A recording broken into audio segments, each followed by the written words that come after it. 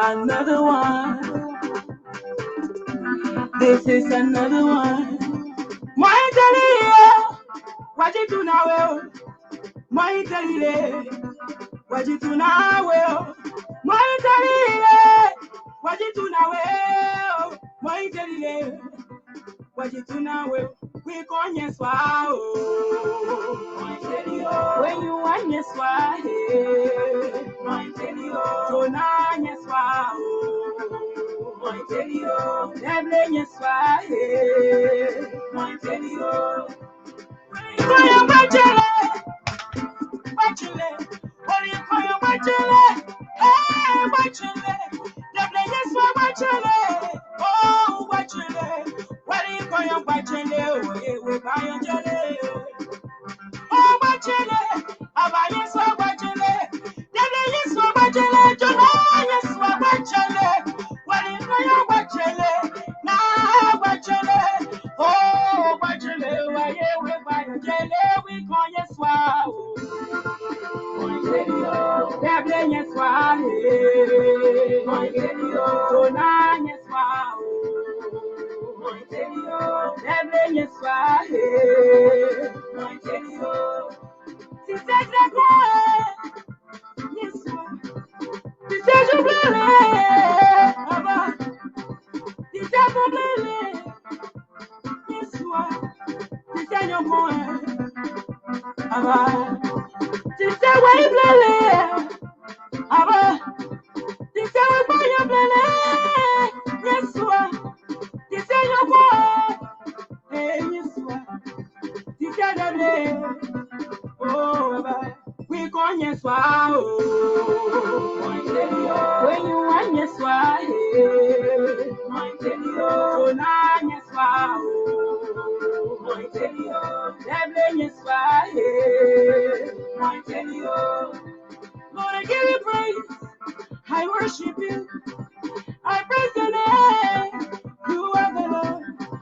When my heart was broken, you gave me strength. When I had nowhere to turn, you blessed my life.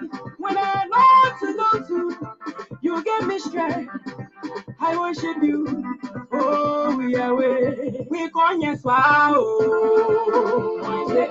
When you want yes wow. Yes wow. Good afternoon, good morning from the East Coast. Post-election conversation is about to get underway right here from the New England Bureau of the Liberia Public Radio. We hope to be getting your reaction to the political happenings in the West African state of the Republic of Liberia. In a special legislative election, what would be the lesson learned from the establishment and the main opposition CPP?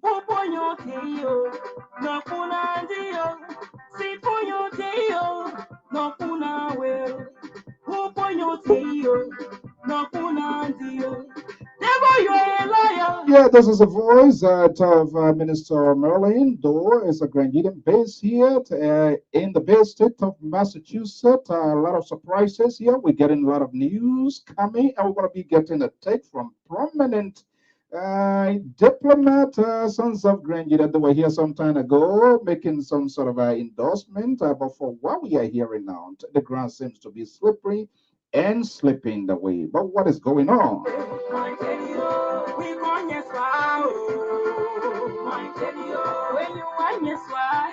And I hope to. Well, let's pause there, and I hope to get our own man Mike down. My special guest is standing by in La Côte d'Ivoire. He's a diplomat within the Economic Community of West African State. He's a son of a Grand my guess he's monitoring what is happening from the southeastern side of Grand County. By the way, we are getting some information. Tally is ongoing. 45% is coming. But from what we are hearing with our guys embedded with the ongoing process, Madison Guion is most likely on his way to Capitol Hill in the Republic of Liberia. And we're going to be having a conversation here. But it all started this some time ago. Let me see if we can bring in this here. Elected people to come to, citizen elected people to come to ECOWAS Parliament, to represent the people to ECOWAS Parliament. ECOWAS has metamorphosed from the ECOWAS of state to the ECOWAS of people. And so all of these initiated by ECOWAS, we have the ECOWAS health institution, health becoming the rights for the people. And so we have the ECOWAS Commission on the Free Trade, politics, governance, and all of that. And so ECOWAS overall,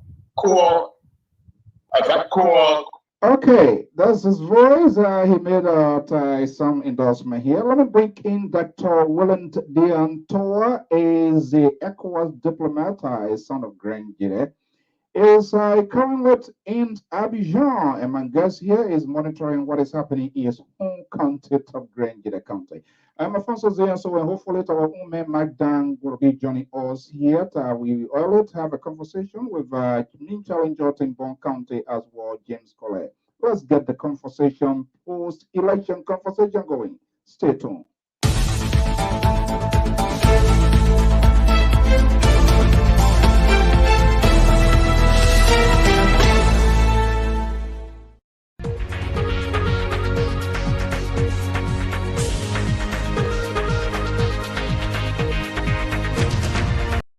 Welcome, day one after a consequential legislative special elections in Liberia. We will begin to get your take, your views, and honest opinion with the process. But let me go to neighboring La Côte d'Ivoire and bring in ECOWAS diplomat, son of Liberia, Grand Gideon.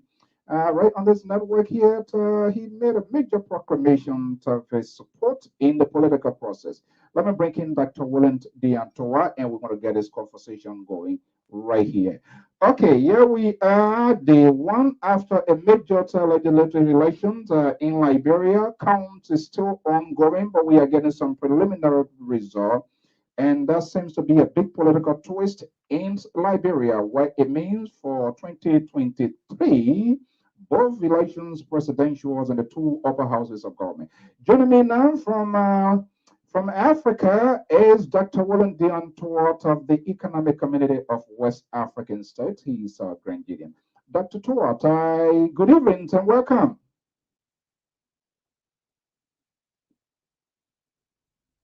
Let's see. Are you hearing me, Dai? Are you getting me now? Check your microphone. Let's see.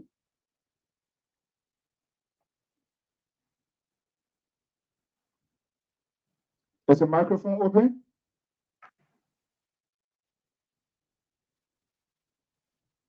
Check your device or the computer microphone, or I guess it's either muted. Are you hearing me?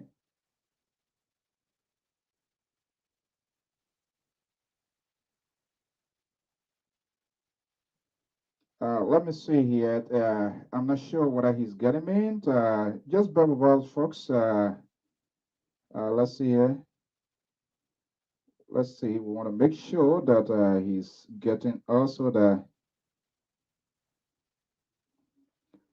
I want you to please check your microphone and see where it is open, so that we can. Just check your microphone. I'm quite sure the microphone is not open, but okay, let's see here. It's not hearing me. So let me see what I can get him off and come back here. Hopefully.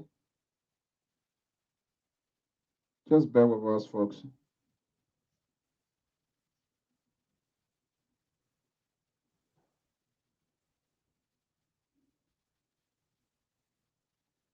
Just bear with us, and let's see. Let me just get him off and see. Hopefully, we can bring him in there because apparently it got corrupted.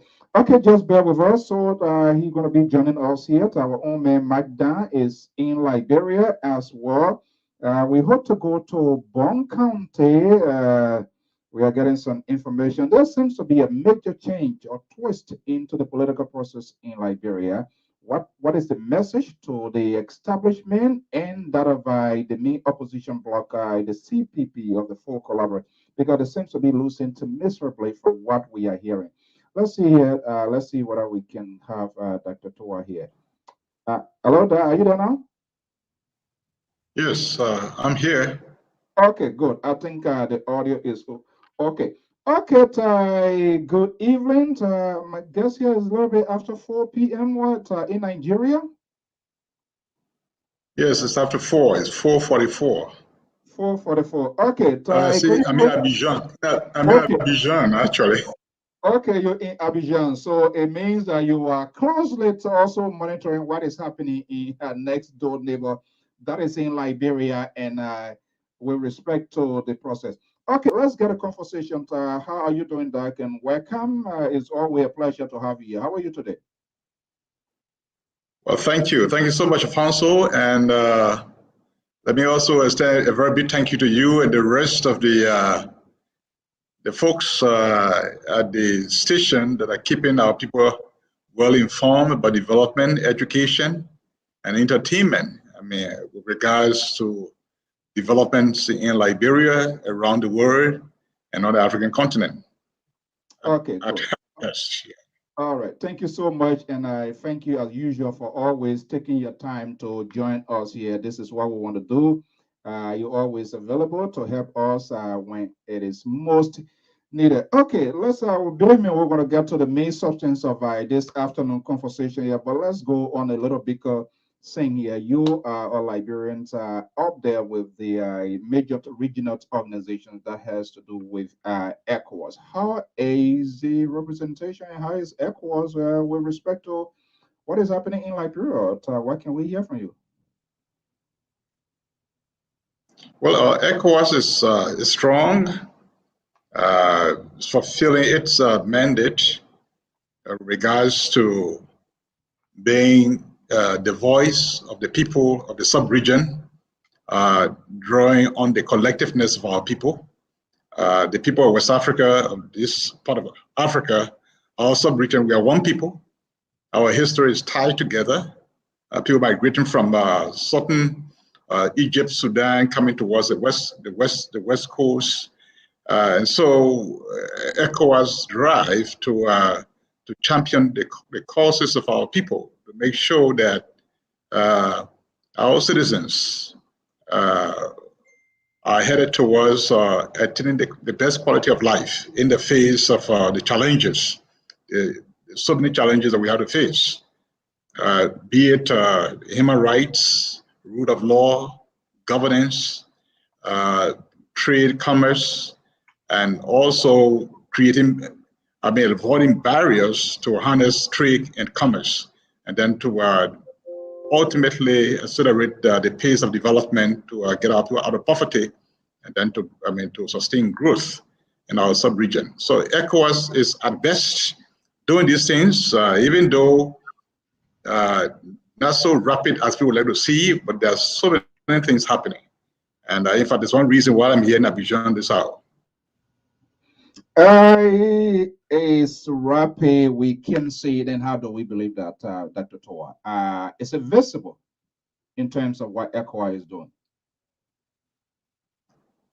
Absolutely. There's so much taking place.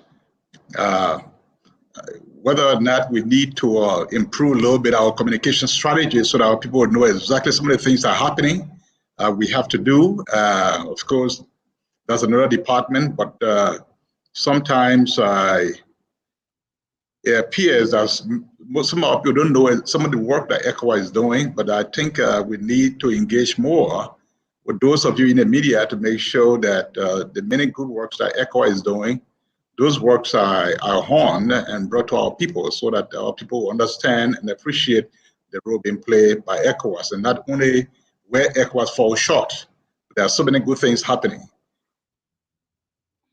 Yeah, okay. There's no doubt that I know such a huge institution that's been around so long, and we can be ungrateful. We know that ECOWAS intervention, not to dig up old wounds here, but from the Civil War that is glaring, ECOWAS is sort of still well and is alive. But if we are not getting those information, the involvement in ECOWAS in some of these regional activities, not just only intervention when there's a crisis. If we are not getting that information, then who do we ask, and where can we shift that sort of gear, or who should be blamed? Because when the information is not being put out there, it brings a lot of apprehension as to whether nothing is happening within that regional organization. Well, no, that's true. And this is why every organization, every institution has a public affairs or information communication division or department or architecture to address such issues.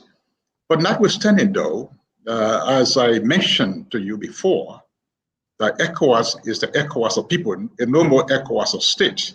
So why it is that every citizen, like how every citizen has a right to its government, the people of the sub-region have rights to the activities of ECOWAS.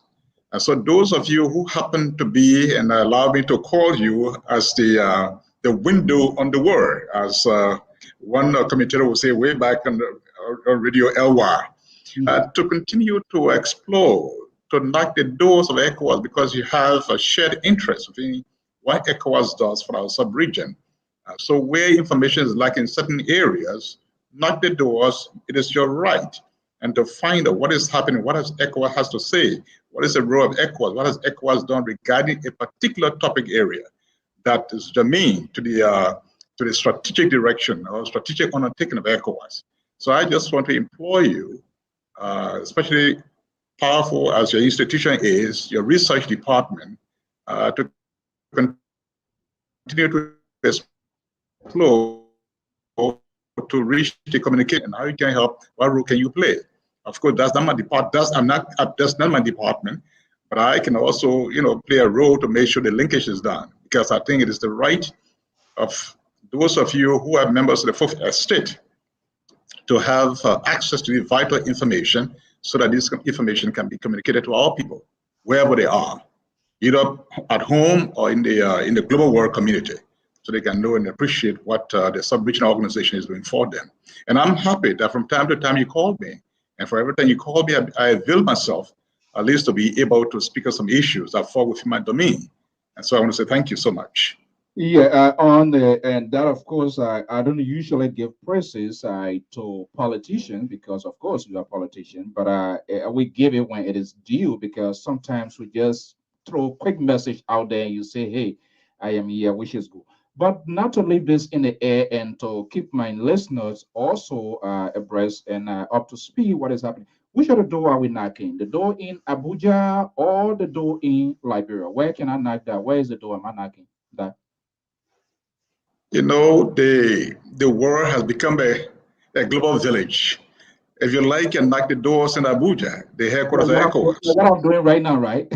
Yes. I mean, just before a click, you got me, and then if you say I want to get to super person, I can just link up. You can get a person. That's one. The second thing is that there's a viable ECOWAS office in Monrovia. Because Monrovia is one such areas that's of key interest to ECOWAS, like other regions. Like Liberia is one such areas. So Liberia also, the ECOWAS office in Liberia can be a launching ground in your quest to dig into some of the good things, some of the not so much good things, and some of the things that you think you have on mind, because ECOWAS is the ECOWAS of people. You also have a contribution. You have a right. So why ECOWAS doesn't have a contribution to advance recommendation to ECOWAS, and then to get staff from the Liberian office as well. It doesn't matter. Okay, all right. Let me welcome my man here. Francis Doe is another commentator, but he does his own thing in his own way. He's based in Canada. Mr. Doe, they call him the general. Welcome, and all our viewers and listeners across the globe. We are about to shift the gear right now. I'm quite sure you're monitoring what is happening next, neighbor, especially your own city of Granger County. You remember we have a conversation here before, and you came out of the chair. You took a definitive position. Also joining me to be part of this conversation, monitoring what is happening in Liberia, is our own Mike Down, is currently in studio in Monrovia. I'm going to be breaking him. Dr. Trua, let me remind you, you kind of make an endorsement on this network here with respect to the special election that is unfolding now, correct?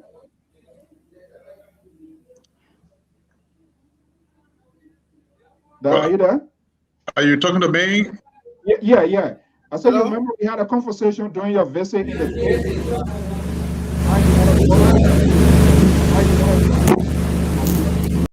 Mike, work on your audio, then we'll bring you in. I said you remember during your visit in the States here when you throw your support to a particular candidate during our conversation, correct?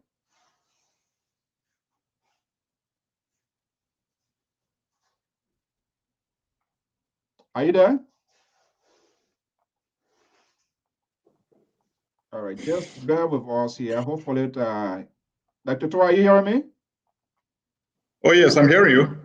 Okay, yeah, I said, do you remember during our last conversation here, your visit in the state, you came up and you throw your whip behind a specific candidate here from the senatorial. I don't know whether you ever took a positions in the lower house of government that is currently going on in the special election.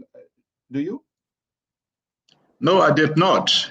Even though one of the candidates had a problem and I had to come to his defense. The one, E-Rock Gwenda won, but I did not endorse any candidate at the representative race. The reason being, most of the young people in the race, they are all close to me, and so I had a difficulty to make such a decision. But quietly, I talked to those that called me, made my position known privately to them. Those who didn't call me, well, that was it. But there was one instant that I had to get in the air and to clarify when one of the candidates in the person of E-Rock Gwenda that just won, when he was being battled about his academic credentials. And I had to take the airwaves to clarify that what has been said of him was not true. I knew that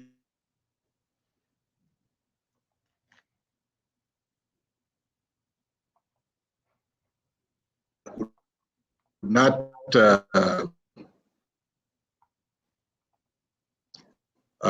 what I said at the time was not an endorsement of. Okay, we have a little difficulty there with the network system. Go ahead. Per se,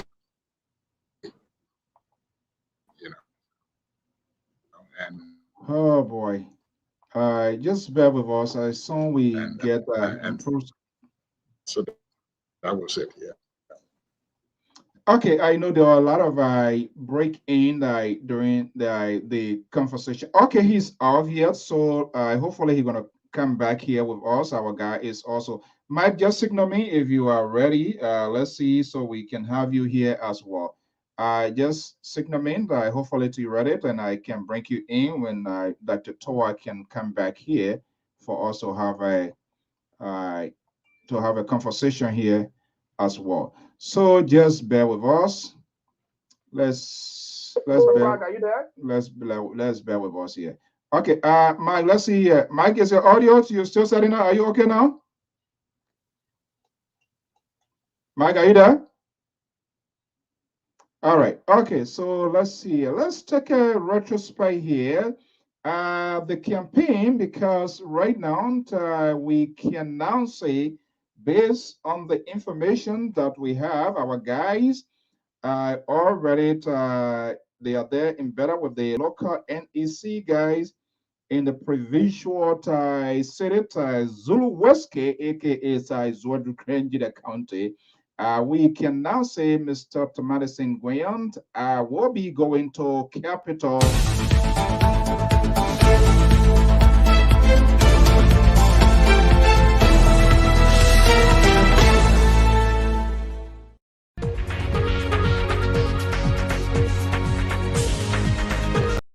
Yes, based on the numbers that we are receiving, the raw figures that we are receiving, Madison Gwenda projected to be the next representative of Grangita County, replacing Zoe Emmanuel Peno in the seat. Will be the next for PUP. What it means for the stronghold of the Congress for Democratic Change, CDC, the Grangita, you know, I know Grangita for the most part is the land of CDC. But let's take you back here in March of 2021, Madison Gwenda team, they were right here on the Liberia Public Radio as they begin their journey here on the path to this victory that we are hearing today. Let's listen here a little bit. Mr. Clark, are you there? Yeah, I'm here. I can hear you. It's better. I can hear you now. Okay. I got Madison on hold here. You are the campaign chair. This is what we are hearing from the expiring himself. What is going on now within the world of the campaign? From what I'm hearing, Jeremiah Sokan seems to be the favorite of the establishment. He's calling back here, so just bear with me. Let me see what I can get him on. Let's hold on to here. That was Madison Lpr back in May. Mr. Gwen, are you there? This year when he started his political journey. So I gotta put this guys on hold. Let's listen a little bit. So you say are you still a sedition? You say? Yes, I'm still a sedition. Are you going to contest as a sedition? Okay, simple. Kennedy. The issue of contesting whether as a sedition or not does not resonate in this manner. What we do know is that the manner and form in which the party has come to declare it is not sufficient enough to tell us that instead of the chairman or the hierarchy of the party stating their position, it should rather be a minister of government. And so what we chose to do is do a sedition, but whenever election bells have been rung, we're going to take it up independently. And we still see that there could be a wrong wherein wherever mistake coming from can be straightened up. This is why we are saying we still a sedition for now. Because if you will bear with me, it is not clear as to whether CDC has come to officially announce this guy, or Nathaniel McGay is playing the game, or whether Chairman Molu is in the know of what exactly is unfolding. So we are telling them now that whatever the case may be, we are not prepared to bury our ambition, not to be prepared in a situation that we can ignore or, All right. That's just a little playback here. Dr. Tua, hopefully you are getting us, and if you can unmute your microphone, we will be happy to have this conversation here. I'm not sure whether Mike Dan is ready. Let me just see. Let me just bring in Mike Dan. That was then in March of 20. This year when Madison Williams started, he was a son.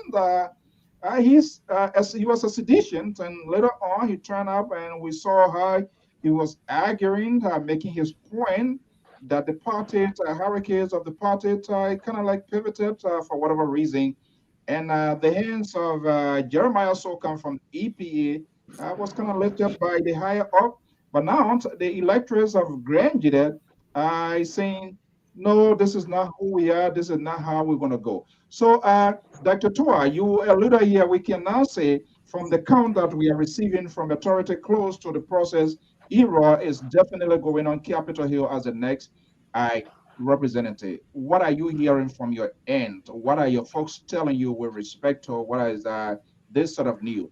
Zopena is a heavyweight, no doubt about that. We might have our own disagreement, but he's a political Goliath in himself within Grand Jide, supported by Elichesia Graham, Moluba Molu. They were all there. So we know 2 consecutive times from Helen Johnson salute time.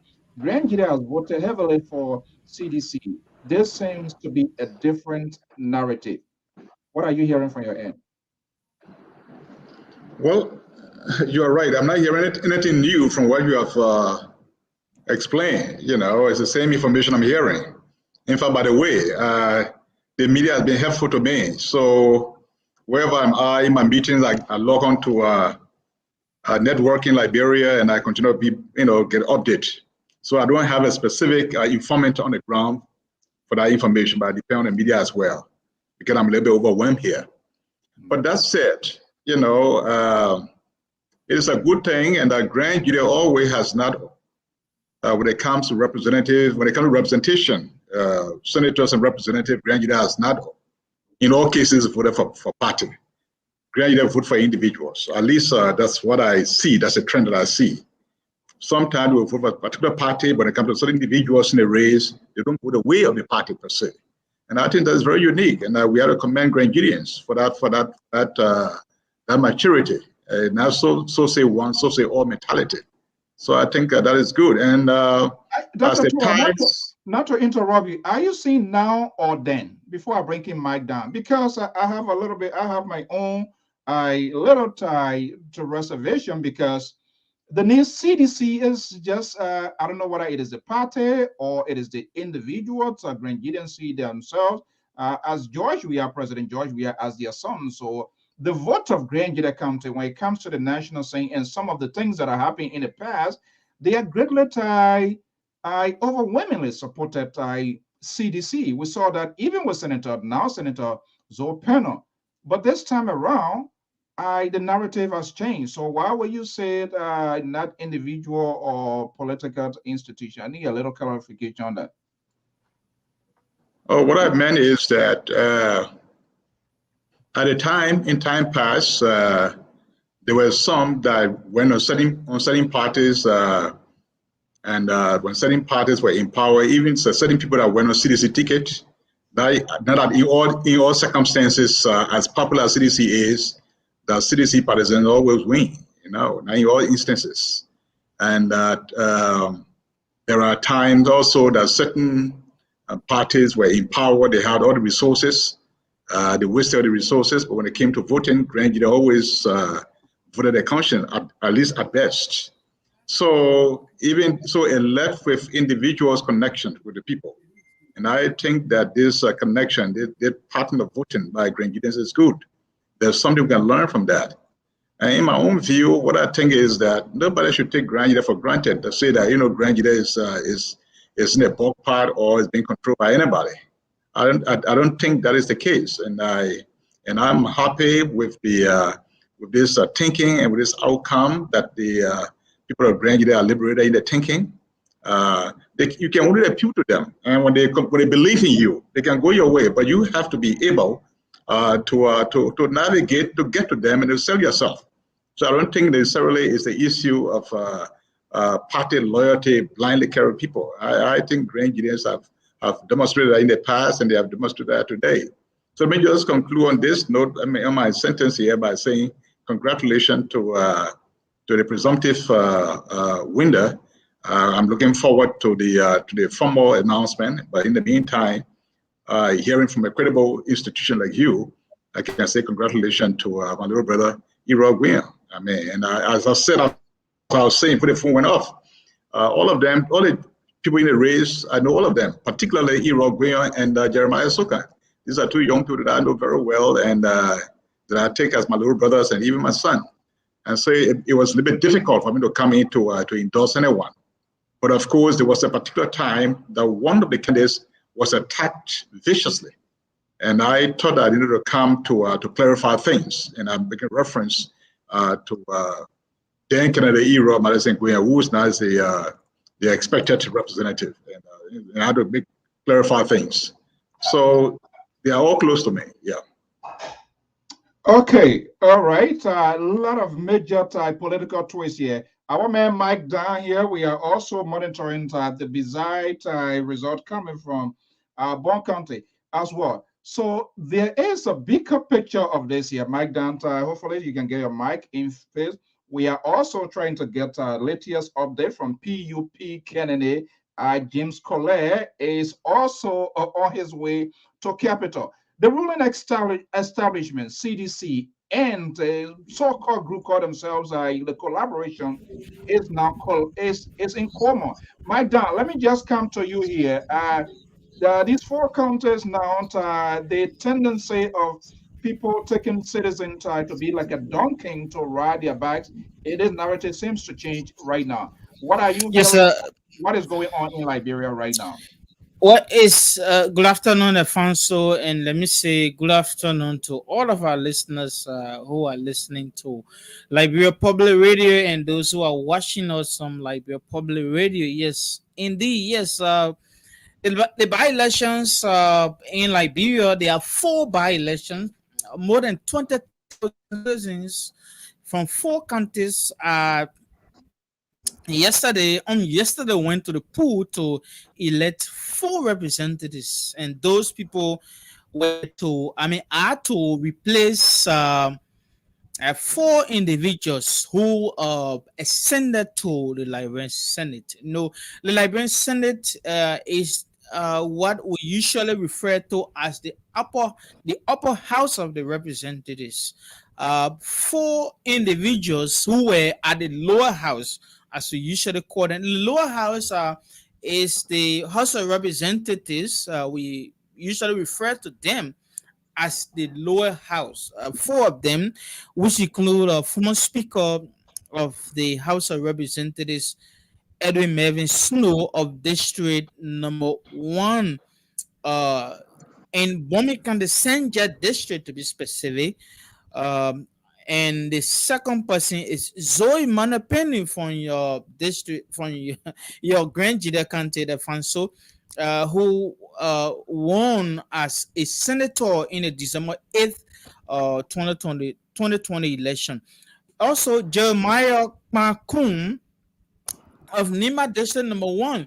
He also won as senator, so he needed to be replaced. Even though this whole election process had been delayed, the law provides that after 30 days, the Senate, I mean the National Elections Commission, to elect or should inform or announce to the House that there is a vacancy, and that vacancy should be cover or occupied not less than 90 days.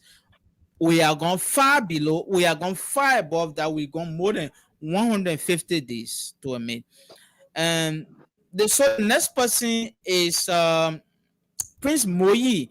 Prince Moyi is he was the deputy speaker of the House of Representatives. He comes from the Unity Party, so he also won on the ticket of the Unity Party of the collaborating political parties to become senator for Bomb County. Then, so those four positions needed to be replaced. So as a result, after numerous lobbying for fundings and uh, uh, uh, ways and means to ensure that this election is held. So, and yesterday was election so far, and so as we speak, there are four individuals who are currently in the lead. We are hoping our reporters have been in close contact with the National Elections Commission. We are hoping that preliminary results will be announced today or tomorrow as to the standing, providing the standing of those who are all in the race. But I can kind of say that there are four individuals who are currently in the lead. In Bon County, we will give it Collet, James Collet, James Colley, James M. Colley, Colin or Coley. So he used to be with the former senator of Bon County, Henry Yila. He's a young man, and he has been at the legislature working along with Senator Yela for some years now. So he ventured into the race, and then since then, he have groomed some level of fame. So he is the current. He has taken an early lead in Bon County, talking about more than 50% of the votes as per our preliminary results. So far, he has taken a commanding lead in that area. And then we go to Nimba, where Mr. Samuel Brown, who is from the People's Unification Party. The People's Unification Party was established by the former Speaker Emmanuel Nukwe, James Emmanuel Nukwe, and Speaker Tyler, former Speaker Tyler as well. But Alfonso Tyler later on left the PUP and then established the Lpr-Tv, which is the Liberian People's Democratic Party, and then and that Liberia People's Democratic Party is formed a collaboration with the current ruling establishment, that made up of the three political parties, this coalition for democratic change. But Sandra Brown, to go back to the main issue, Sandra Brown is currently taking a commanding lead ahead of Mr. Francis, Professor Francis Nyan Manwen, who is a professor at the University of Liberia, who is gradually chasing him, and so far, we cannot give a figure. Yes, go ahead, Fanso. Yeah, okay, that's a good analysis. Let me just bring in Dr. Toa here. Dr. Toa, we see the major the opposition group, the opposition bloc made of 4 political parties, the ruling establishment. What we saw the last time around during the senatorial races, this is a completely different conversation that we are having today. The names today emerging as victors, even though while we still wait, but it's glaring based on the preliminary that we are getting. Now the establishment or the major opposition party. These are different people. So what is lacking here? I other seen the conversation both by the ruling establishment or the group, the opposition, it's just not resonating with the people. So something that just doesn't look right is unfolding in the political process in Liberia. Well, I mean, Mark and Alfonso, and I mean, I think it's a very good trend, and it's good for political observers, civil society actors, journalists to watch to see the trend. What is happening? I think it's a mindset revolution wherein the ordinary people are beginning to exert themselves. Because if you look, some of these leading candidates, not all of them, but majority of them are from parties that, to quote you, the big established parties. No. And so what it says is that you don't take any political actor for granted, because when the people are resolved, and when certain people who connect well with the people, when they take the mantle and even though they may not have a lot of resources, but when they take the mantle and then their resolve is challenged, things can happen. And so I think what is happening here is that for those who are political actors, who campaign strategists going to the 2023 elections, have to take this as a serious lesson, and that they begin to calibrate their game plan to engage the populace. But I tell you, the syndrome to say that we're well established, we have connection across the length and breadth of this country. The situation that are happening in Nimba, Grand, Judea, Bond County, and bombing, and so I think what it shows that people have to be very, people have to recalculate. Yeah. Dr. Toa, is it a surprise? But for me, from where I said no, I would say no. I'm not surprised, and this is the reason why I say I'm not surprised. Mm-hmm. And the situation that is happening in our sub-region, what I want to say for Liberia, our sub-region, the citizens of our sub-region, the lack of progress in addressing the social, political, economic well-being of the citizenry, as well as the basic social needs, getting up in the morning, having food to eat, going to bed full and having a decent place to stay. These things, if they are not addressed, they have a tendency to drive a people in a way that many people would not imagine, because people have the basic social needs that must be addressed, and if they are not addressed, don't think that they'll continue to be loyal to you. And so they'll try to find alliances, new alliances that they think will address their need. But at the same time, those who are coming now, who are the presumptive winners, they have to take a lesson from this also, that they should not fall in the same scheme of things like those who are before them, that they should see this, that the people have placed their trust in them, and they have to do all they can to deliver for the people. So for me, from what I've seen around the sub-region, with what is happening in Liberia right now, with this shift from the establishment, bringing new people on board, new young people on board for that matter, I'm not surprised at all, because I see the trend of things in the sub-region, not only Liberia for that matter. Okay, so here, welcome, Chairman Ben Sevi from our sister network, iSpoon. At this point in time, who is really disadvantaged? Who should be concerned? The opposition or the ruling establishment? From your background to politics and someone who has followed what has been unfolding within the political cycle of Liberia, who should be more worried at this point in time comes 2023?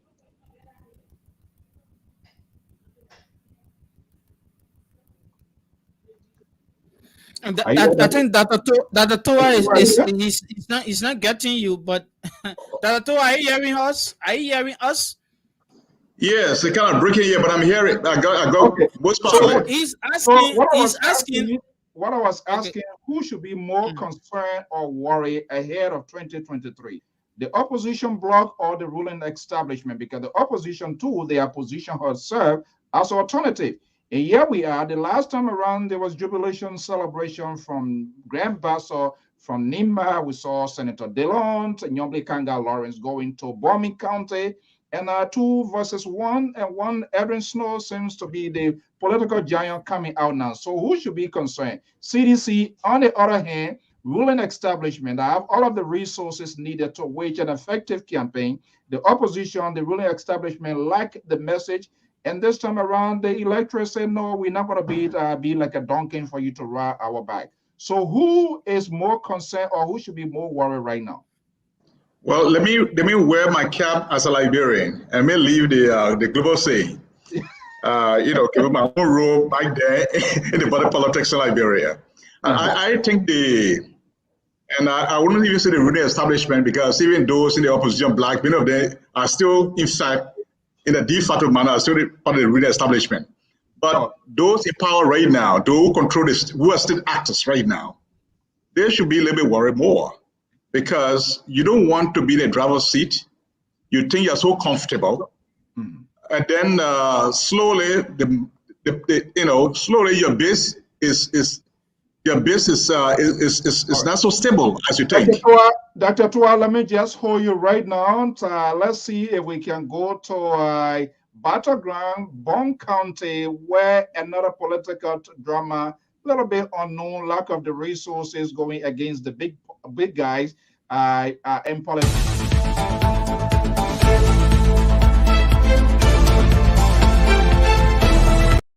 Okay, let's go to our man Bertin Tino. Is Lpr-Tv is been covering extensively the process in Bond County.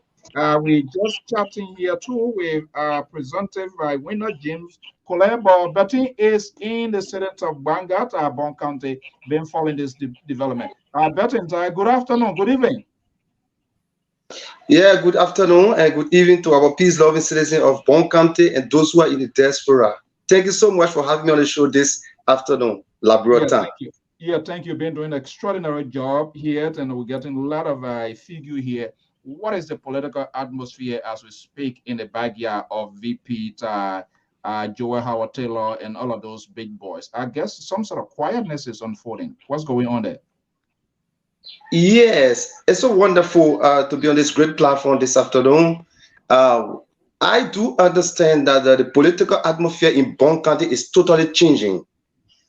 It is a clear indication when the people speak, they speak their minds. Like before, the politics in Bond County is I'm the hero, I'm the owner. But now with Bond County now, with the citizens have been so far-sighted, being themselves to say, I will make a decision this time around. And look at the political arena of the Bond County. It's totally different this time around, because this by-election, this just in the by-election can show to you that Bond County people are people who decide, who really thinking about the futures of the country. Because now, looking at the by-election electoral district number 2, which of course, as you may be aware, this space was created in electoral district number 2 by the present senator of Bon County, in President Honorable Prince Kemu Moi. And now the senator, he served at the House of Parliament for 2 terms. Now with the district level, it was a total fight. Let's fight and see who will win. I own the district. And the vice president of the Republic of Liberia says, I'm the one, the owner of Bon County. We will see. There were a lot of clash. When you see our sister radio station in Bon County, it was something that when you look at this just ended by election, it was something like between the former senator and that of the vice president of the Republic of Liberia. It was like, I will take the day, you will not. I will take the day. And now with the jubilation right now in Banga, other permanent citizens are saying that it's good that ordinary person take the day, because some are praying for the coalition for democratic change not to take the day, and that of Kibo, which of course independent candidate, he was supported by this present senator of Bon County, which is Honorable Moi. Now the fact was like this: the vice president of the Republic of Liberia says, "I'm the owner of Bon County," and Honorable Prince Moi say, "I'm the owner of Bon County," and they went on our sister radio the Bon County, challenging one another. That you will not make it, I will make it. If I don't make it, this should happen. If I make it, this should happen. So it like when they were making this argument, it was something that citizens were just sitting, watching them, listening to them, and I think the decision-making process is all left with the citizen. And now the citizen has spoken. Now, last night in the city of Banga, because I toured the entire district from yesterday 10 o'clock up to 1 o'clock last night.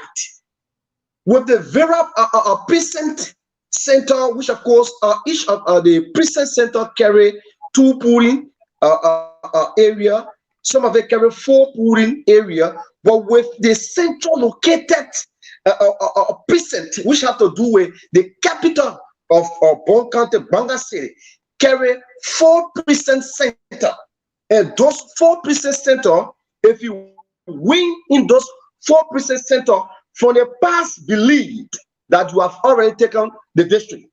If you win this 4 precinct center in Banga, from the past believed you have taken over the district. But this time around, so the people say no. Okay, yeah, let's hold on right there yet, and we're going to have a conversation. But what are we hearing? Interestingly, we are getting the raw data here from an inside source in Banga here, and we're going to go through here quickly here. This is quite amazing to see what is happening. Total valid vote, 12,868 total in Valley, 596 total vote, 13,464 votes coming out of Banga.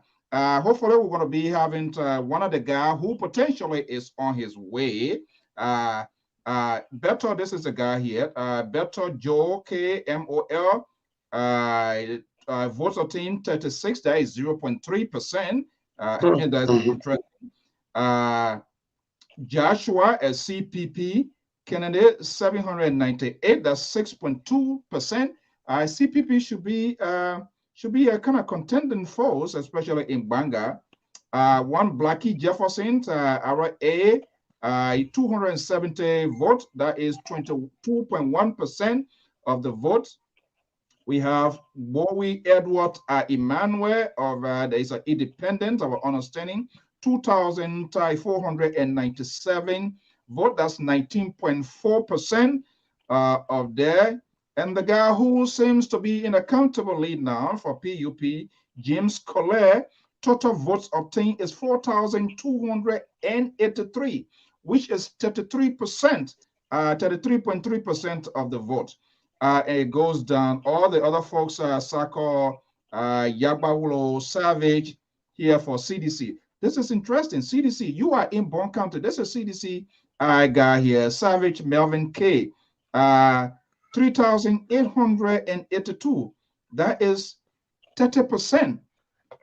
I'm surprised. You have a VP who is from the CDC. You also have a major opposition bloc, the CPP, And the candidate getting this vote here. From all indication here, knowing what we know and what we are receiving here, there's no any number that can come from anywhere for any magical political operation take place to get this thing out of I collect. How did this happen? You see, that's what I was saying. The belief before is not this time around. I was saying something like this. We have 4 precinct centers in Banga. And those 4 precinct centers, during those days when you win from those 4 precinct centers, which of course you finish taking the district. But this time around, the narrative changed. Everybody focusing Banga. And now James Colette Hills from Yerewan clan. Now, without the political arena, the Bon County is something like people don't understand and people don't calculate. In a clan, you see 2-3 persons coming from there to contest. 4-5 persons coming there for that to contest. Now, what you think?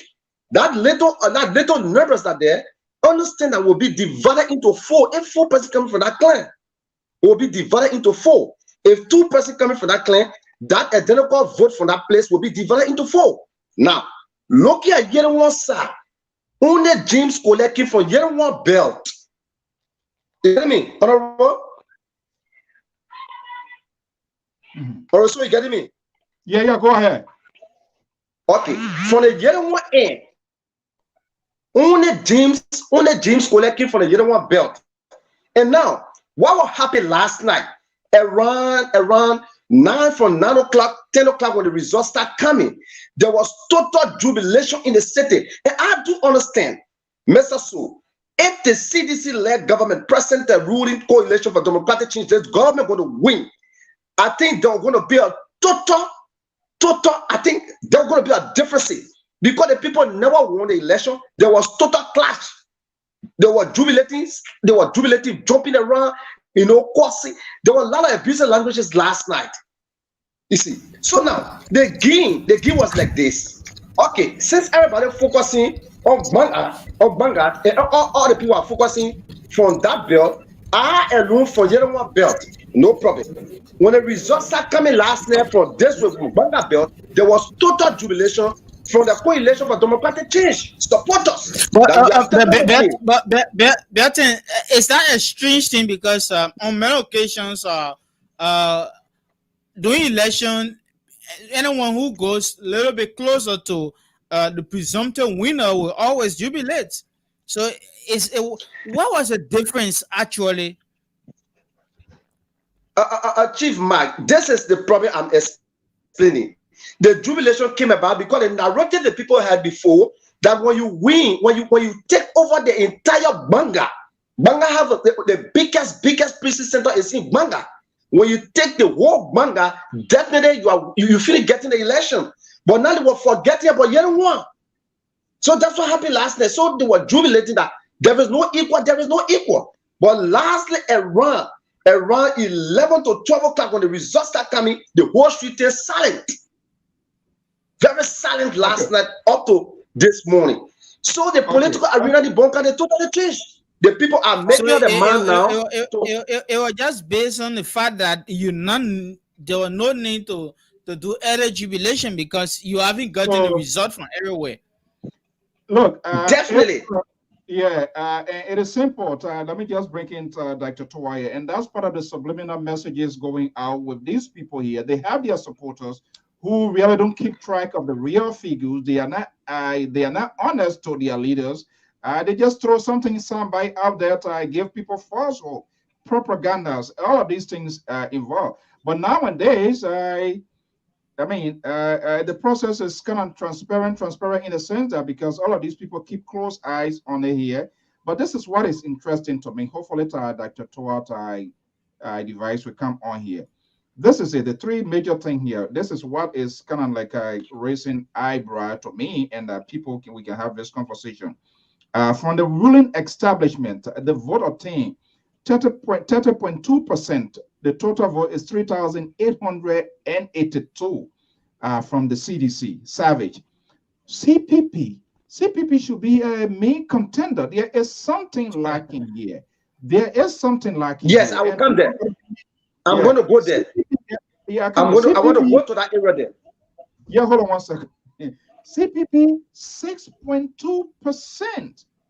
If CPP is to put an offset in 2023, their talking point, their narrative, their surrogate needs to find a better tone. And it's not just all about we want to move George Weah or we're going to insult. Insult not going to translate into vote. If you can get 6.2 in a battleground like Bon County, where the vice president is from, that's a serious concern. And here is this guy who from the PUP, James Colette with 33.3%, 4,283 votes equivalent. That is a very difficult thing to interpret. You're going to come to that, but let me just bring Dr. Twa here. I'm not sure whether he got all correct here, but I'm just going to do a quick run through here. Dr. Twa being in politics here. Ruling establishment. Bon County is one of those counties that in order to hold fire with the airflow executive mansion or whatever foreign affairs, you got to get Bon County in your column. You have the ruling party 30.2%, total 3,882 votes. You have a major opposition, the combinations of 4 political parties supporting the collaborative party, getting 6.2%, 798 votes. And party PUP guy is having 33.3%, equivalent 4,283. Something is lacking. Where are we heading into this whole 2023? Who voice is diminishing to the electorate and who voice is accelerating to the electorate? I think those are the two major things that we really want to look at here. So from this here, the CPP speed level here is almost like, I don't know, two miles per hour when they should be. Bon County road, you there. Bon County, get a good road is paid. Cummings were in Bon County.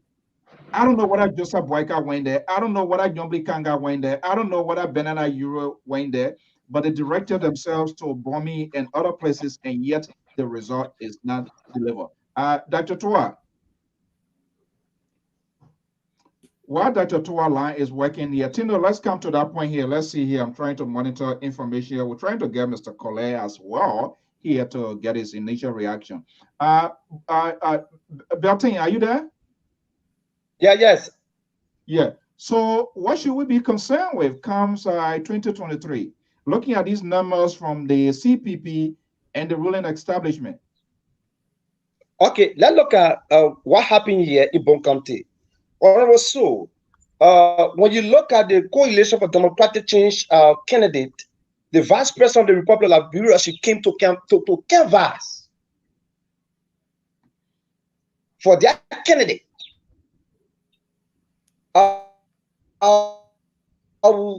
Nathaniel McGill, there were a lot of delegates that came to canvass for their candidate. Now, look at the CPP. Okay, let's look at the candidate that the CPP put up. Let's look at the candidate that the CPP put out. This candidate served in the offices of Honorable Moi for complete 9 years. And now, he decided to contest. And with due respect, he went on the CPP ticket, believing I want to make the difference. But now, how many persons came from the CPP background to come and canvass for him? Was Unewu Alexander Kumi? Where are the rest? And now the person he was depending on from the time he decided to run as representative of district number 2 by election was Honorable Moi. But later on, Honorable Moi gave a support to another candidate, independent candidate. It began talk about it in the county.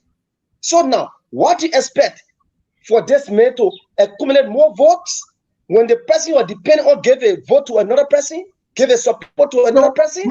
Hold on so how many persons came for the background? Yeah, hold on 1 second here. Prince Moi is with a collaboration with CDC, correct? Prince Moi. Mr. So the volume very low. Are you hearing me? The volume low. I'm saying Prince Moi. Mike, are you there? Yeah. So, okay. Tando, are you getting me? Are you getting us? Yeah. Are you hearing us? Yeah. Guys, take it easy. Prince Moi is from the CDC block, correct? Yeah, yes. So what are you telling me? He gives the support to an independent candidate and left his own party candidate. Is that it? Is that the case? Yes, he gave a support to an independent candidate, leaving the CPP candidate out. So what you expect? Because one fact is that in the whole election that just ended, the strength that were in that district is Honorable Moyi left the district. The question here is who will replace Honorable Moyi? And people were looking at the CPP candidate. But this come around within 2-3 days, the honorable man gave a support to an independent candidate. We are getting more news here. Hold on.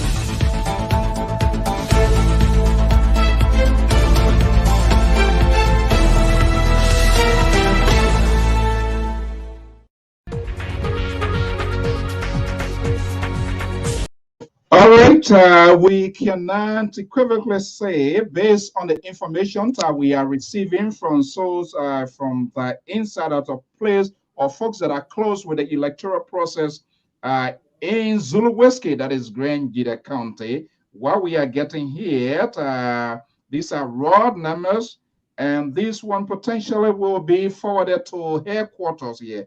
This is how the standing look like. We have, these are the candidates. We're going to go through their names and hopefully bring you the different percentages obtained and the real numbered votes so far. Ansu Dukle is the CPP candidate. From what we see here, obtained 6.9 votes, which was the total votes is 494. 6%. Are you talking about percent, Mr. So? Yeah, percent vote. Percent. Percent vote. Okay. 6.9, which is 400. Vote obtained is 494. CPP, it's fair to say, I'm not sure whether CPP has really made her presence felt in Grand there, because politics as well, you got to be strategic. When there's no need for you to waste your resources in the city, in a place, knowing the history of the country, you have to be very strategic. So that's it for CPP. And let's see, Guyant, Ero Madison Guyant, LRP, political party, percent obtained is 47 vote percent, 47.6. Total of 3,404 votes by Erod Madison for the LRP party. Festa Sedi, PUP, total vote percent, 2.5. Total vote obtained, 178. Okay, and now we have Sont Seawater Lano Ella at the Yuna or Lano party. The party there's so plenty, they not even get a good manager. Yeah. Total 21 of them. Yeah, total vote 119. And then we have CDC. CDC, Grand Gita County is the republic, you can say is equivalent to the Republic of CDC or the CDC party. Gao Jeremiah Sokant from EPA, he was, Molu went in there. Porcupine gave his endorsement. Zoe Emmanuel Pennon was embedded with him. Ellis Chesia Graham was embedded with him. He got 37.7%, which is 2,698 votes. And you have Yard George of RA. RA another party? Mike. RA, maybe the initial RA could be I don't know. Okay, let me go to the list. I think let me get to the official list. Like electoral laws in our country there, because some of the people here 2.5 is 180 votes. 180 votes. This is the total vote valid vote, 7,154. Total invalid vote 198. Total vote 7,352. So it is a clear indication. There's no any other district you can go to get any vote here. Looking at these numbers, 3,400, 2,698. It is only Jesus Christ of Nazareth can come in to resurrect Jeremiah Soka. And I'm not sure. Dr. Toa. Yes, Fanso. If you listen to these sort of these numbers here, who can intervene in this sort of thing here? Well, why it is that I think it's a good day for democracy in Liberia, and that people should not take the electorates for granted, because what is happening now should speak to what might happen if people don't take the interests of the masses into consideration, because everybody is watching. People have serious concerns, and people need to look at the issues that affect the well-being of their citizens, be it people in government or those outside of the government. I think it's very important. So that speaks to every political actor, whether in government or not in government. People who are prospecting to take leadership and those who are in leadership. Everybody should watch keenly and try to adjust themselves. But above all else, the people. Somebody once said. Okay, Mike, you wanted to say something? Yes, so the ARO, I think you were talking about the Rainbow Coalition or Rainbow Alliance. So that's the meaning of ARO. I'm RA rather. I think was it the party you were referring to? Is the Rainbow Alliance is George Yan. George Yan from Grand Jide District 1 is also I think it's the person you were talking about, right? Yeah, I believe.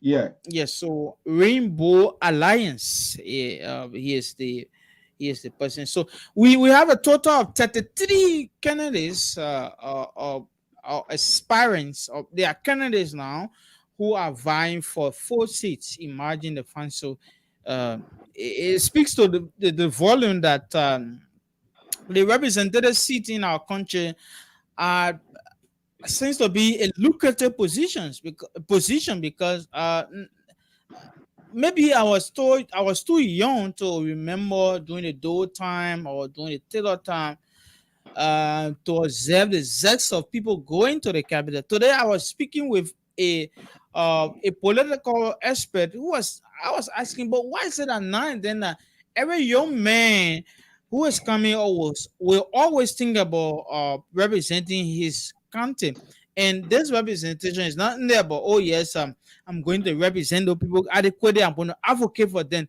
but it's rather thinking about to live a better life. Why is it happening?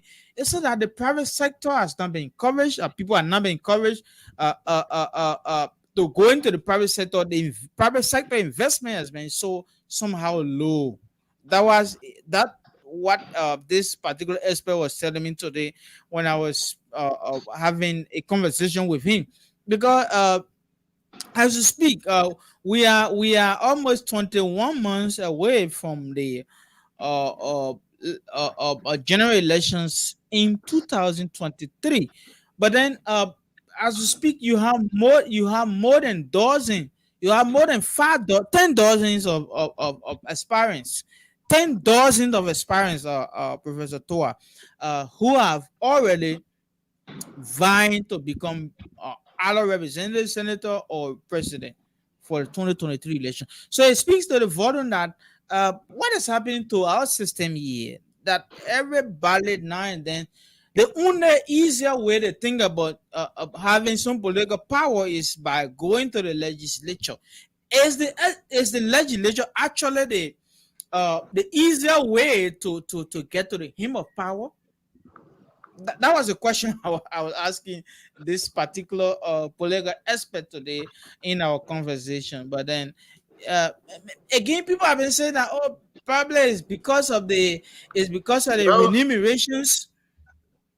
Yeah, go ahead, Dr. Tua. I want to bring something before I come to Belton. I want to bring something to you. And politicians, they don't pay attention. And all right, Mike. I don't know if.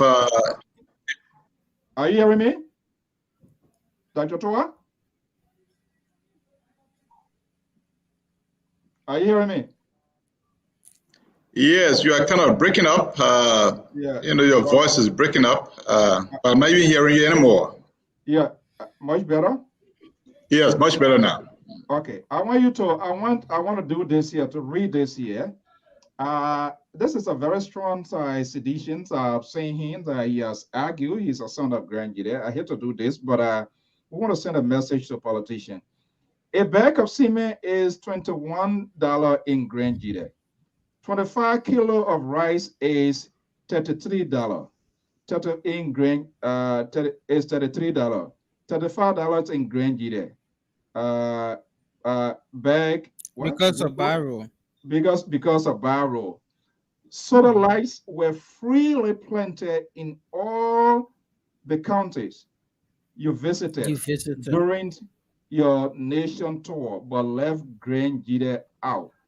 But expect party mandate to hold in Grand Jide.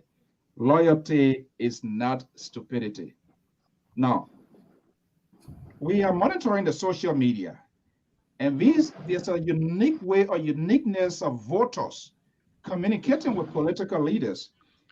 His words are carefully crafted here. He did not call any name, but one can make a good political and educated guess. You're speaking directly to the president. No question about that. He visited all of the counties. He planted solar poles. But he said this guy, Gorgie, is saying Grand Jide was left out. Loyalty is not stupidity. Even though it's one person coming, it's one person saying this, but we have no idea how many people also withholding these sort of things within their mind. But the brave one decide to come out. If you see a citizen sending this sort of tweet or writing this, what is the warning sign? Well, thank you, Afonso, and thank you to the rest of the panel. I mean, the rest of the crew. They're with you, Mike and the other young man from Banga. I greet you, young man. Nice to see you. Well, Afonso, people have the right to express their feelings, and I think this young person, this person that wrote what they wrote, is a patriot. Because I think in the democracy, people should be free to speak their mind, and that is the country that we aspire for. That is the ECOWAS region that we aspire for citizens to be free to speak their minds without recourse, without any fear or favor. And so I think I respect his view. But that said, I know when you get to the state actors or those in power, they'll have their own reason to explain. But I think that it shows that gradually our democracy is getting root. People are getting free, are becoming free to speak their minds. But let me come back to what Mark said about the situation regarding the trend of things. I think that, politicians and state actors need to take the people, the citizens, the electorate very seriously. Getting to state power, don't forget the promises made. Because when people elect you, there's a contract signed, there's a political, social contract signed. And that you need to live up to those, to beating those social contracts signed. If you are not, then there are some consequences. So, and I also want to employ those who are in the sphere of winning the elections. Today, there's a contract between you and the people who elected you. Don't forget, it is understandable that resources are scarce and there are so many things people want to do, but I still believe with collective drive and with a sense of purpose and setting the right strategy, the kind of development with the minimal resources that we have can be used to see tangible things. And I saw some of you reported on that about how people are dishing out money to themselves at the capital. If those kinds of resources are channeled towards tangible things that will benefit the citizenry, then I think people begin to see that their votes are not taken for granted or people are not enriching themselves. So what I can say is that as someone who is not active right now in politics in Liberia, but rather concerned with the total well-being of the sub-region, is that the electorate are becoming educated. The young people, yes, what he also said about young people today, nowadays, they are aspiring to leadership and all of that. Is it that the private sector is failing or does not exist? And why is it so that many young people are going to politics? Of course, in time past in Liberia, during the time of our fathers and those in our fathers, and even ourselves, older people were the House of Representatives and the Senate were occupied by older people. Except very few young people. But nowadays, if you check the number in there, it's the other way around. But I think it's a paradigm shift and borrowing from what is happening in many Western nations, that young people, some of the young people are born to serve in the public space. But I know also there are other factors that are responsible for the case of Liberia. But that said, it shows that besides the government sector, well, besides the government, the private sector need to be developed. And I think the legislature needs to work with the executive to design strategy. What is lacking and what is the cause for which the private sector is dying slowly, and job creation becomes a problem. It said that there is no incentive to attract foreign direct investment to the country. What is going on? Are there multifaceted issues that must be addressed? And I think the state actors are well-reachers need to get to the table to address the situation. And I'm glad those who will soon join in, I hope they'll become vocal to address these issues so that the well-being of the citizenry can be addressed. And I think by and large, not forgetting the people is crucial. That said, Brother So, I have one more meeting that I have to run to, but I mean, it's a pleasure always speaking to LPR radio and at least to say a word of greetings to our people back home. I'm always happy to come on board, to always squeeze time in between. And let me salute all of you who are from the LPR radio and television and Liberians in general. Congratulations on this day.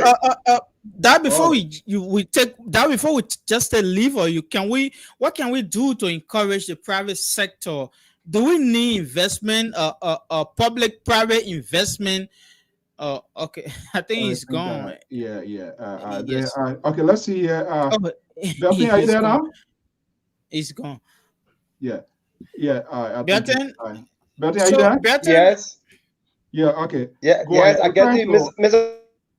So increase my volume a little bit. I'm not getting you, Mr. So clearly. You are very loud and clear. You're coming maybe low. It's from your end. Yeah, you need to it's watch from your your end. You have to use other earpiece or something, then you can get us clearly. Yes, I get you, Mr. Dan. I get you. Okay, go ahead. You gotta use like an earpiece so you'll be able to hear go. Okay, thank you again. Are you getting me? Yeah. Go ahead. Go ahead, Betty. Okay, thank you, Mr. So this morning when I was leaving from my house coming, I met almost 4 or 5 ladies. Some were young and early women were among them. They were jubilating outside, and I decided to stop. When I stopped, I asked them, "Why you people are jubilating?" The other lady stood up for lunch. She said, "Why are you asking us?" I said, "Please tell me why you're jubilating for." She said that I thank God a different person did it here. Why? She said because result never came yesterday and there was total confusion here last night. So if the two people that are making confusion between themselves, if one person is going to win, there are going to be a chaos here. So I thank God that another person for another side take the whole thing. So no loss in the city today. You see that? So that is to say that people were suggesting, they were projecting themselves to be the winners. That's why he's saying, Burton. Yeah, of course. Of course.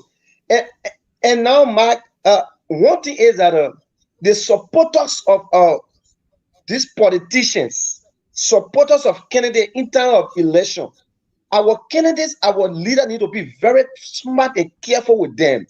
Because your supporter can put you into problems. Your supporter can give you pressure. Because they are out, you are sitting somewhere.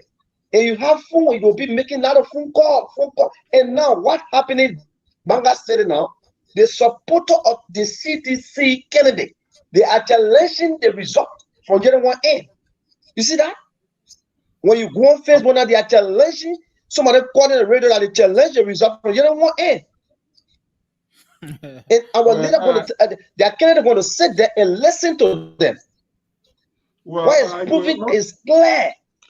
Yeah, well, that one we're going to listen. Okay, this is the most straight higher votes from Bond County.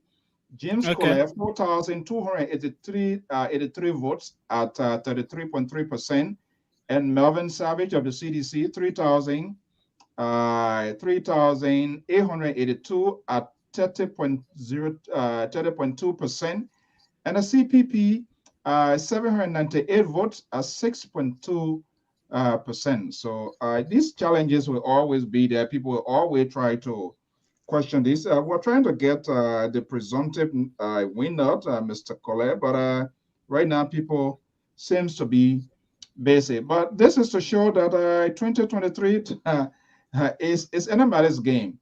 And interestingly, everybody going to be crying their own cry. The president going to be fighting to maintain his job.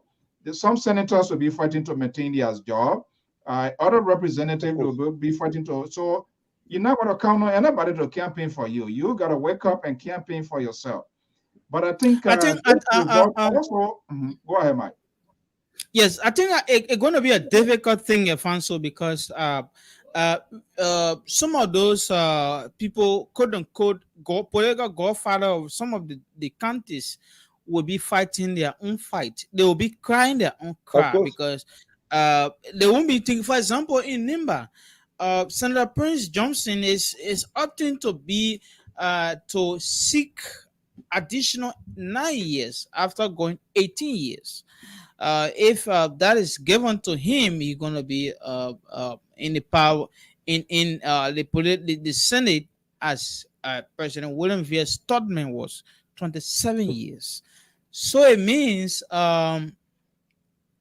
he's going to be having some challenges. For example, Samuel Brown, he opted for a leader, for Francis, Professor Francis C. Manwell, who he said is a man, and then Mike, hold on 1 second. Let's see here. Maybe we're going to pick up some call. I'll come to you, but let me just get this number here. This is our Emmanuel Boa is calling from Norway. Mr. Boa, are you there? Yes, I am. Afonso, good afternoon. Yeah, how are you? Well, we are doing great in this part of the world. Everything is okay. Okay. For the coronavirus situation that is still prevalent here, but we are doing okay. Okay. All right. So go ahead quickly here. I know you're getting some of my. I followed the discussions, especially when you spoke with Atoa concerning what you think about what is happening when our people are voting in, new faces and new people. I agree with him in principle on many points that people today in Liberia, they are realizing that it is not party that you should vote for. That you vote for individuals who you think will do well, even though they represent a particular party. Mm. For example, he spoke about you talk about the CDC when Zoe Manuel went for the CDC, he won. But I think our people were voting for Zoe Emmanuel Peno, not the CDC. And you see the case of Error going on right now. Our people were voting for him. So our people voted in Grand Jury for George Weah, not CDC. They were voting for George Weah. And I think and I believe in 2023, when we look at the situation as it is going now, Nigerians might vote for an individual, not George Weah. Not necessarily a party. Okay. Yes, and not necessarily party. Yes, but if George Weah, as the head of the party or who is representing the party, the senator, has not been doing well, according to some Nigerians, then obviously they would intend to vote for somebody else who they think will bring some form of development in Nigeria. So today, you look at the situation in Bond County, look at the situation in Bombay. These by-elections, the people are voting for individuals who they think will represent their interest. Yes, and Mark was talking about why people are going to politics. The private sector is a very vibrant area in which people should invest. But government does not help the people to invest in the private sectors. Government is the largest entity in the country that control the resources. So you have to devise means. The legislation not even looking at it, but they're always making laws to increase their own money, but not making laws to allocate funds for development purposes or funds that will help the private sector. If you come in a developed world, they make laws and create money that will help the private sector, give the private sector the money to invest. And that will bring larger employment. Like if the private sector invests, the government is sponsoring the private sector to invest, the private sector will employ more people. You know, and these loans that the government is investing in the private sector will be repaid with a lower interest. But if the person in the private sector takes loans from a commercial bank, which has higher interest rates, it becomes very difficult. So I think government and the legislation need to devise means by which they can set up budgets to put into the private sector. I think by that, we'll be doing well in Liberia. Yeah, before I go back to my guy here, Mr. Boa, these numbers speaks volumes relative to these political institutions that from time to time, I've said that and I'm going to rehash that. It seems not to find their tone, and sadly, their surrogates, their supporters, they don't focus on the issue, the substance, what the idea, political ideologies of the party. For we, first and foremost, they are even supporting these people. Instead, the bank on falsehood, subliminal messages, propaganda, and not really focusing on the agenda of their party. See the result coming from Bon County. Bon County is a very crucial place, comes 2023 in order to hold the executive branch of government. And they're having like 6 point some more percent. And you're having a guy from the unknown party getting that sort of number. So what is lacking here? Are we seeing the CPP fading away because of the craziness that is ongoing? Their inability to find a message, their inability to find themselves together to have a consensus instead of this sort of blame game. You see the Joseph Boyka folks going left, Alexander Cummings folks going the other side, Liberty Party split into almost 4 or 5 pieces, if you will, to say, based on what we're seeing happening. The Musa Ability win, the Nyombi Kanga win, the Daros Delon. ALP, of course, is also child of the whole thing here. I don't even know the relevance of the whole stuff here. But why should they be concerned with? Well, first of all, you notice that all of this division is because of the lack of cohesiveness, the lack of understanding, the lack of bringing themselves together and to pursue that one goal to change the narratives in Liberia. So you see, if they continue on that trend, definitely they will be losing ground because they are divided. You know, and this division will, if it continues, they will not succeed in 2023. I doubt it very much because the forces are divided and they are not together. Once they are not together, it will be very difficult for them to succeed. We hope they will come together so that the political trend can change.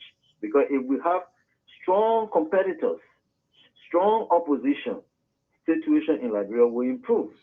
Now you heard our guy here. Lastly, you heard our guy Belton was talking here, and we all saw that we didn't see the presence of Joseph Boyka in Bon County, which is crucial. And our people, they like to manage crisis. They always like last minute of time situation. Cummings were all there on the pen and doing whatever he could do. Went to Nima County. Benena Yuri, we didn't see him. We saw Daros Delon, Nyomli Kanga Lauren going to Bomi County. Erin Melvin Snow took on then, and we saw this lady Lasana is potentially heading for Capitol Hill. So when will Yes, we see these big political giants, these so-called big political giants, to stand up for their very candidates? If they can't come together, if Boyka Cummings can be here, that we in the last going election for them to even offer, when the candidates say this is the guy that we carry, and they are unable to do that. The political tolerance is not there. So, what is the alternative? How can the ordinary people can really rely on them?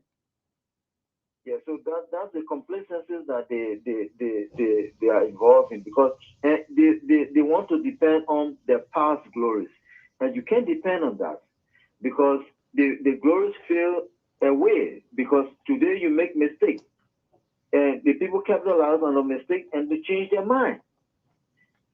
So you can't depend on what you did yesterday. Depend on it today, because the time is going. People are looking for things that will improve their lives, and they put you there so that you can develop those areas that will improve their lives. Now, if you can't do that, people will change. Human beings change. If you wait for last minute before you start coming to campaign or come together, you'll be losing the battle. So I think the opposition need to really come back to their senses and put the house into order.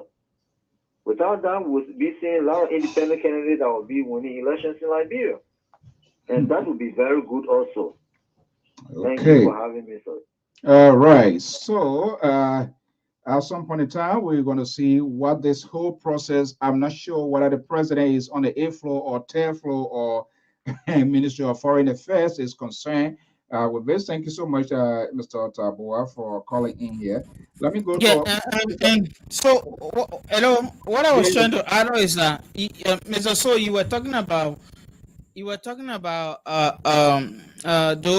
those political leaders are lifted the hands of their candidates. For example, even though it's not being authenticated or confirmed, but I've been seeing a photograph where the CPP political leader, the current CPP chairman, Ambassador Joseph Newman Boaga, has been lifting the hands of a candidate in Bomi County, Mr. Charles Brown, young Mr. Charles Brown. From the preliminary results, he so far released it. I mean, he has been trailing behind Finabori and another candidate. So it seems to me that the CPP itself didn't really do well or strategically placing who is the potential candidate. Probably they did that based on maybe what they saw, but it was not properly a process of strength, wherein they would look at, for example, in Bone or in Nima, they would say, oh yes, based on your past track record, you can represent us, and we are hopeful that you may win.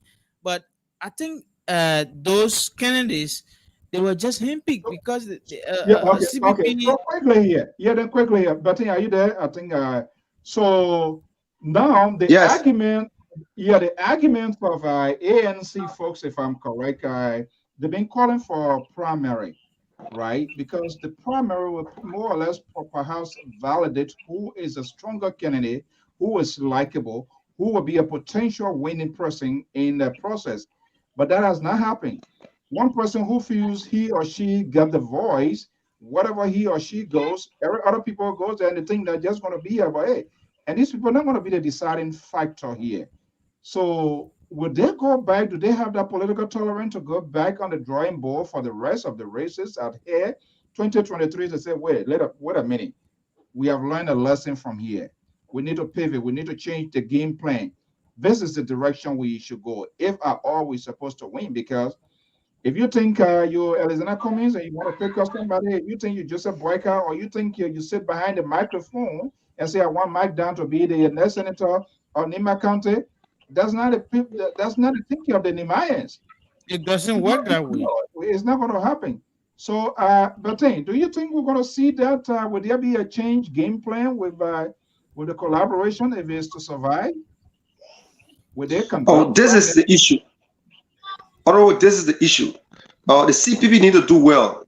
The CPP are not doing well, because one fact is that this is the by-elections all over the country now, at least some part of the country.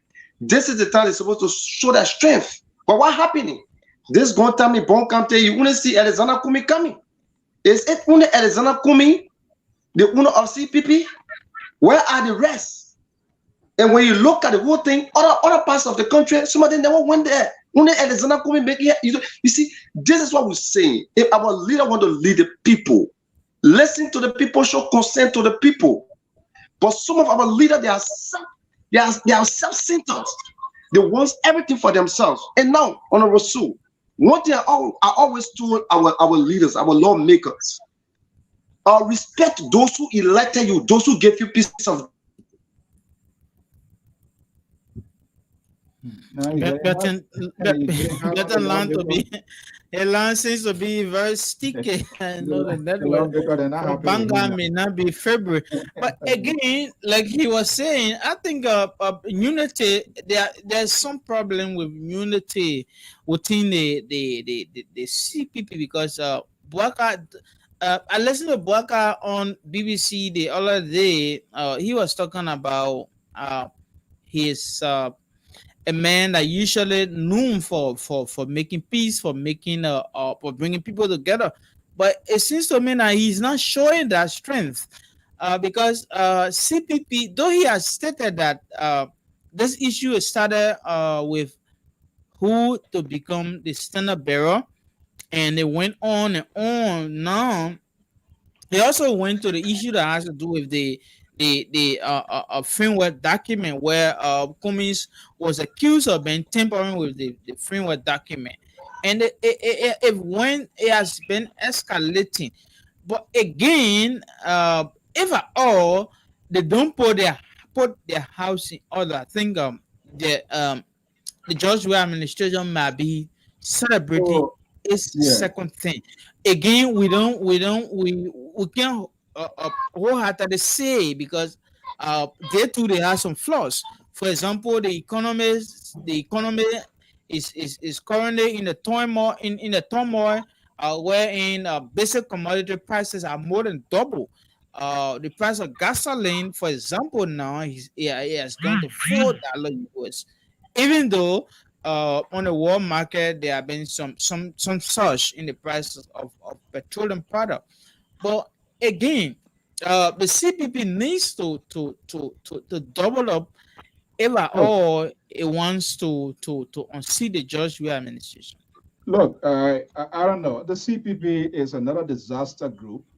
Making peace is not philosophical. You can't just say, I'm going to make peace. Ambassador Boyka, he needs to step out if he wants peace to be obtained.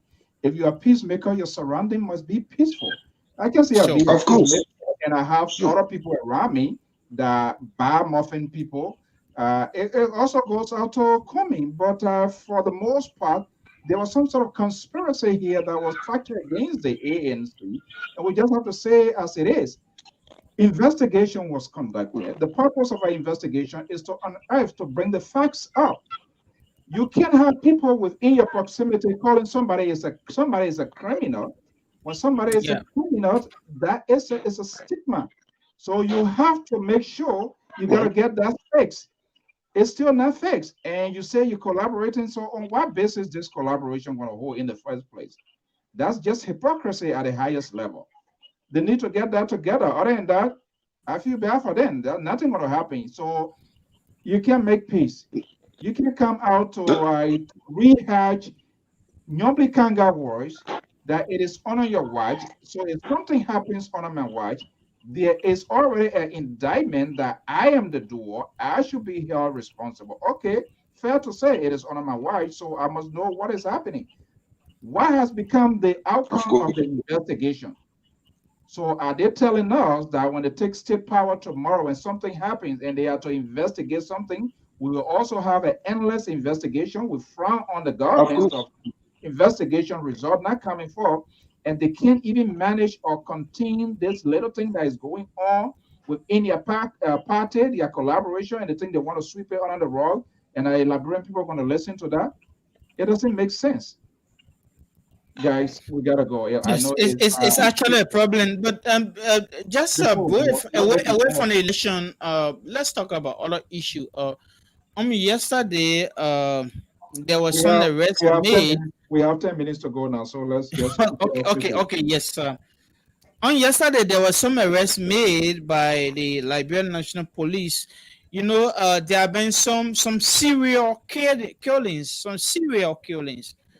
in the city of Monrovia, where about three prominent persons have been killed in road and a murder in road, and then the government of Liberia, because of that, they pull off a bought-in or $15,000 on information leading to the rest of those who are responsible for those killings. And yesterday, according to the Liberian National Police, they arrested some of those. One of the alleged perpetrators, along with his accomplice.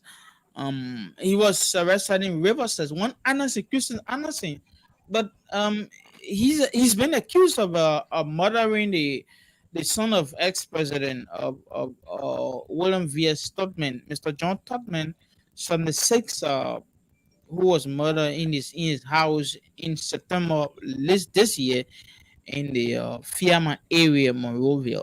Um, so, but the boy or this gentleman has been releasing some startling revelation that he was tampered with by the deceased, and then that what led to his action against the Oman. And quote unquote, Mr. Todman was believed to be a gay. um, and this news have been coming over and over and over and over that Mr. John, the late John Hillary Todman, has been a gay. That's why, in fact, he was not a new married man. And then, Okay. but so far, the police has held him, and according to the police director, Colonel Patrick Sodu, he further went on to seek the attention of a traditional herbalist or a medicine man, so as to conceal the whole thing, so that police cannot get his whereabouts. But unfortunately, his whereabouts was leaked out because of this botting that was placed on any perpetrator relating to the crime. Okay. So All right. so far, that has been the arrest. Mr. William R. Tobot III. So far, there's no information yet as to what led to his demise. For the matter of fact, William R. Tobot III was a Baptist prelate, and he also met his untimely demise in the same time. And while Immigration Commissioner one Mrs. Maud, who she was also murdered in the suburb of Monrovia in the same month, in similar manner. So far, these have been ongoing investigations. So far, one person so far have been held liable, have been arrested by the police in connection with the killing of Mr. John Hillary Tubman. Yeah, there are a lot of unanswered questions. Bertin, what's the last word before we go? Oh, thank you so much, Mr. Sue. It's all about our country. We need to put our country first, and our politicians need to do well. This is not all about being a self-seekers. You have to put the people first, the people that entrusted you with power. I think if you put the people first and put the country first, we can move forward. And I bless God for all our citizens of Bon County Electoral District number 2 by election. They came peacefully, and they demonstrated their rights by voting to the ballot box and choosing who they want for them to represent them at the House of Parliament. Let me say bravo to the people of Bon County District number 2, and minister thanks to the Lpr-Tv, which of course are giving the opportunity to citizens of Bon County in the diaspora to get what is afforded in the county. So minister thanks to you, Honorable Sue. Thank you so much, our own man. Thank you for the hard work there. These are young people. We have to encourage them. Our own Mike Down in studio there in Monrovia. I hope GOL will step up to the task. These people, they are not actively involved in politics, And why I don't understand why people are gonna go after them. There must be a reason. I don't think the reason is that much justifiable to Yeah, take yeah, one's yeah, life. yeah. But again, it So speaks to the the police volume. needs to deeper. Yeah, it speaks to the volumes of the slowness of GOL. And I could be wrong here. One of the things that makes the opposition to lose miserably is we saw for the last time they were not adequately preparing. They're bringing out a lot of fake news. In as much people were dying, it's a legitimate case. But they took that and were bringing other images that are not even connected to this, and then they were creating this sort of narrative. It was the doings of the government. These are So subliminal messages. These are false messages. That's not how you run propaganda. Families, people are hurt. And the government should be held accountable. But if you come to insert something that is not real, that is not factual, you're grabbing picture from Nigeria, from Kenya, from other places, and you're breaking it to be like this is the doing. You're not even yeah, helping. and in some cases they were taking post-mortem examination of photographs, Yeah, which was it doesn't make for sense. That was autopsy complete. purposes. Yeah, it just doesn't make sense. So they don't know the kind of propaganda or they don't know the kind of messages they were. And sooner or later, when people found out, they said, wait a minute, you can't do this to us. You can't be the one to come to give us redemption. And you're doing this because people, families were hurt in real time. But they didn't consider that and they didn't take that. Hopefully, their lesson going to be learned. Do you think the president is concerned with this result, Mike? What is the conversation with in the bell? But the president arrived yesterday. Basically, he has been concerned about this issue about the climate change issue. He said that though he was not specific, but he said the Western world has said that they will give the money to Liberia so as to conserve or reserve or conserve its forest for so as to So protect the other parts of the world, okay, because quickly, any result from the CDC party with respect to this ended four races in these four counties? As the no, CDC or anybody issue any official statement, the outcome of why it happened, even though there's no official result, but we for now know where this whole thing going to end up. yes, right now there's no, so far there's no any other result as to um coming from the CDC or coming from the CPP, because many of them we spoke on with, they have said that it's still early to talk, it's still early. And why some of them have been doing that is that they have been claiming the victory of those who quote unquote the projected winner. For example, Nima County Strongman, Senator Prince Johnson, has been, he was giving his relation with Mr. Summer Brown, who is the presumptive winner for Nima District 1. He said they have some relation.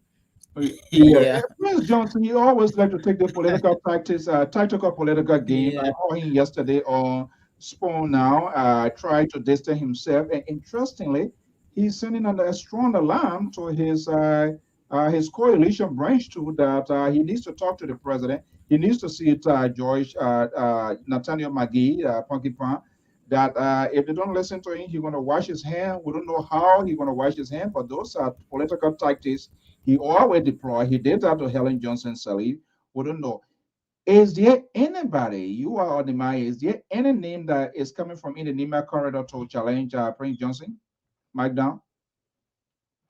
Okay, I think Mike 2 is Mike device is also having problem. We're going to leave it at this point. Folks, we want to thank you so much for being part of this talking point. So we now know, Mike, are you there? Yes, Mike I'm down. here. Sorry, we have some breaking with the. Yeah. Yes, I'm getting you. It's just that we have some breaking with the network system, but we are back. So it's been a friendly discussion. It's been a discussion worthy, and we just hoping that those who are presumptive winners going to make it to the finals. For example, Finabori last Sunday, she has been one person that was campaigning vigorously with the senator of Bomi County. So it was not strange that she leads the preliminary results currently. So we're just hoping that some of those results can come up to be the true results, and the National Elections Commission will, at the end of the day, announce them as the true winners. Thank you. Yeah, from what I was just reading here, these are official tallies coming from NEC officials from, we can say, from Brown County and that of Grangida. Madison Guion actually is going to this building that you see behind me. James Collet is also on his way to that. And James Collet, we were at the Capitol building. He used to be with he worked with the former Senator Henry Yila at the Capitol building. He's a young man, and he has been involved with the student politics at the University of Liberia and and at the Capitol building. So far, he's been very much proactive with the politicking of the country and of Liberia at large, except for the others who I don't know much of them about them, because I've been really taken some time to see what I can study about them. Finabori, Finabori, who is the wife of the late senator of Bomi Kante, Laha Gbagbala Sana, and so probably her win could be attributed to the fact that she lost her husband, who was senator, and then she continued to work in the district that her husband comes from. So again, we're just hoping that the final result will be what we are seeing from the preliminary results of answers. Okay, well, Mike, we want to leave it here. Thank you so much. We will keep following what is happening. So let's see what these political leaders, what they're going to be saying, what going to be the talking point. But it speaks to valiantly a lot ahead of us. Folks, we want to thank you so much for staying with us here this afternoon. I'm Afonso Z, and so hopefully the Liberal Progressive going to join me here this evening. For additional to wrap up on the latest coming from Liberia and the process, how what it means for 2023, where three major elections going to be taking place: the presidentials and the two houses, the both upper and lower house of government. We're going to be having that conversation as well. We now know from the official record we are obtaining from NEC. Madison Guion of Grangida County will be going to will be the next representative for Grangida County, replacing Zoe Emmanuel Pelon. These are the vote. Madison Guion total vote 3,404 at 47.7%. Jeremiah Gausokan 2,698 at 37.7%. And in Bon County, James Collet, 4,280 votes at 33.3%. Melvin Savage of the opposition's, the ruling establishment, CDC, 3,882%. I mean, to the 382 votes at 30.2%. And CPP Better Joshua, 798 votes at 6.2%. So that's how we're going to leave it here. Until then, have a pleasant evening.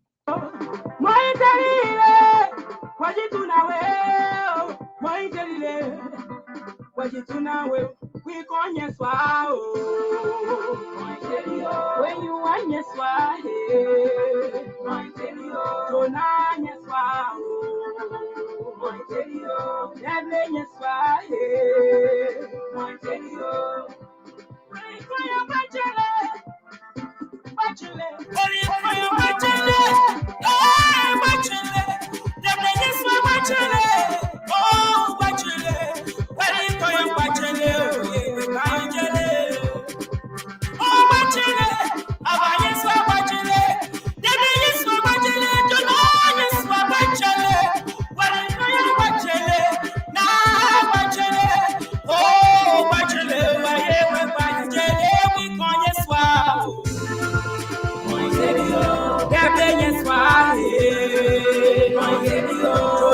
yes, why?